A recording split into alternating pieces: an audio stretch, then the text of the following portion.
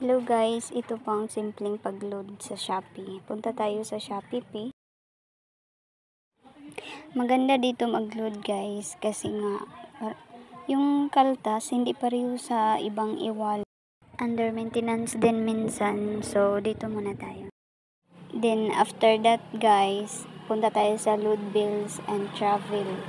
Siyempre doon lang tayo sa load. Filler. Saan tayo mag-travel?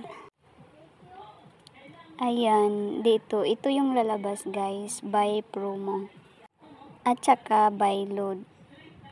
Buy promo kasi guys, doon mo makikita yung mga mayroong mga all net text, all network na tawag. Doon po. Maganda dito guys kasi nga pag mag-load ka, halimbawa na 20 pesos, 20 lang din mababawas doon sa account mo.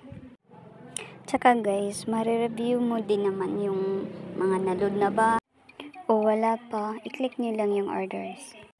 Ayun. Tsaka pala guys, ito na video is para lang doon sa mga hindi pa kabisado ng mga kagaya ko. Hindi ko pa rin naman kabisado lahat, pero wala, gusto ko lang i-share.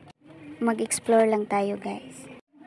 Dito, pagka-click nyo ng orders, ito yung lalabas guys. Click natin ang Pay Now. Tapos dito sa taas guys, i-click natin to receive para sa confirmation. I-order receive lang natin. At i-confirm. Yun. Thank you for watching guys.